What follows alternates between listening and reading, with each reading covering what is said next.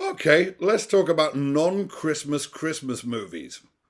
Now, what do I mean by non-Christmas Christmas movie? Well, what I mean is a movie which is set at Christmas time, in which Christmas is a plot point, perhaps even a very central plot point, but which was not released or marketed as a Christmas movie, even if in some cases it has become sort of retroactively adopted as one. And we will start with the movie that gave rise to this whole conversation, well, inside my head anyway. I refer, of course, to Die Hard. Die Hard is the ultimate non-Christmas Christmas movie. It's very definitely set at Christmas. It would be quite difficult to set it at another time of year. That, if you like, is one of the criteria I've been employing here to decide whether something counts as a non-Christmas Christmas movie. Could you take Christmas out the plot and still get the story to work? And in the case of Die Hard, would actually be quite tricky. You could perhaps come up with another reason why they're having a big party at the Nakatomi Plaza. Altogether harder to explain the vital presence of one of the executives' ex-husband cop at the party, were any time other than Christmas. But again, while I'm here, I'm not going to get sucked into the whole "is Die Hard a Christmas movie" debate. It is Schrodinger's Christmas movie. If you want it to be a Christmas movie, it functions perfectly well as one. Although it's probably not intended to be one because it was, of course, released in July.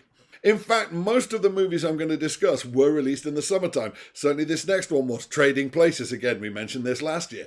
This came out in June 1983. Now, it's set around Christmas. It's not set just around Christmas. It's set around Christmas and New Year. Again, could you take Christmas out of the plot and still have it work? Maybe. You would lose the hairy salmon moment, which is, again, the most magnificent depiction of somebody hitting rock bottom in cinema history.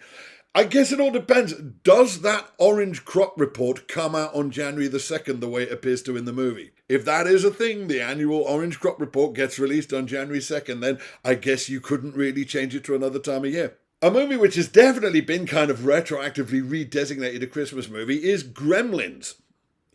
Gremlins came out almost 1 year to the day after Trading Places in June 1984. Again, it's set around Christmas. Kind of difficult to get Christmas out of the story and still have it work. I guess Dad could be buying our kid a Mogwai for his birthday present, but weirdly, I think this is the one that everybody's forgotten wasn't a Christmas movie when it came out. I think everybody now just thinks of this as a Christmas movie. One which I don't think anybody thought of as a Christmas movie when it came out, but when you watch it now, it definitely is Batman Returns. Batman Returns is set all around the Christmas period in Gotham City. Very specifically so. Christmas plot points come up all the way through the film. And in the very last scene of the movie, Bruce Wayne and Alfred wish each other Merry Christmas. There's snowy imagery all the way through the movie. There was even snow on the poster, but came out at the height of summer 1992. Now, this year there is actually an official Batman Christmas movie. It's a funny Batman cartoon which I think is on Prime Video called Have Yourself a Merry Little Batman.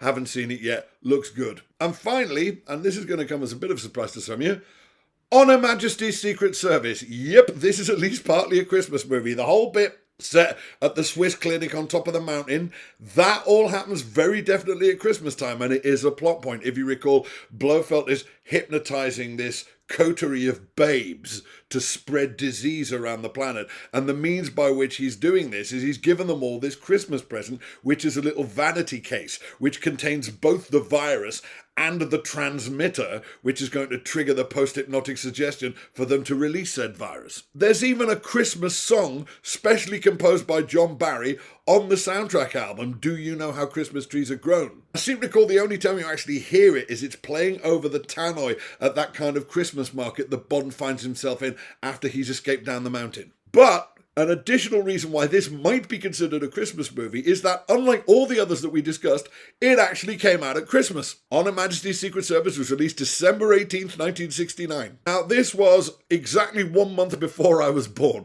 so I can't tell you whether there was any kind of festive theme to the promotion of this movie. So yeah, there has already kind of been a James Bond Christmas special, but everybody was too busy bitching about how wooden George Lazenby was to notice. They should totally do a James Bond Christmas special. It could happen now. Amazon have the rights. Wouldn't you rather see a James Bond Christmas special than that tedious bloody James Bond themed game show they're doing at the moment? Have you seen that thing? I swear to Christ I got 10 minutes in and lost the bloody will to live. It's just like a really slow, boring version of the old Channel 4 treasure hunt. with additional Brian Cox, not that one. James Bond Christmas Special, Amazon, sort it out. Thanks for watching. If you liked it, please hit like and share. If you'd like to see more, please hit subscribe. And if you'd like to help me make more, please visit patreon.com/MitchBen.